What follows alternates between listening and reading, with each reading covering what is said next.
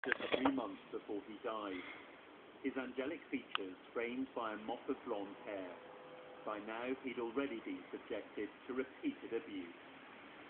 And this is him several weeks later, his head now shaved and his face covered in chocolate. Chocolate smeared on by his mother to hide his bruises from a social worker.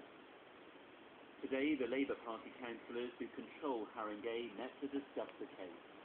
Outside, local residents expressed their anger that the little boy had been left at the mercy of his abusers. From the top to the bottom, let's have a clear out. Everyone should lose their jobs, and let's start again. The government should close Haringey Council down altogether. It's a shambles from top to bottom. A spokesman for the Labour Party denied this was an emergency meeting, saying it was just a briefing to update councillors on the latest in the Baby P case. But everyone here was very careful to avoid the waiting press and public as they left.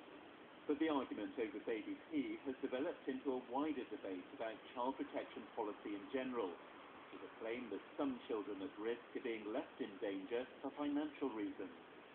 If a local authority wants to take a child into care, it has to go to court.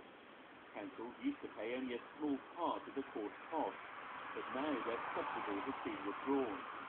So whereas a case heard before May this year would cost the council £150, now it costs at least £4,000, and there's been a big fall in the number of cases.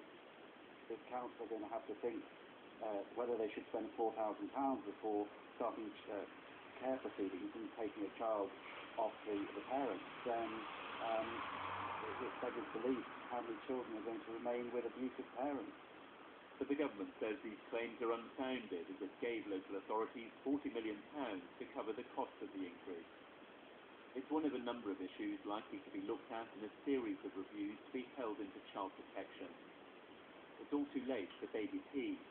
The question is whether lessons learned from his death can help safeguard other children in the future.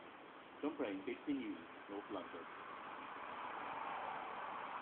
Firefighters in California are continuing to battle the worst blazes for more than 40 years. Thousands of people have been forced out of their homes, and many of those homes have now been destroyed. California Governor Arnold Schwarzenegger declared a state of emergency.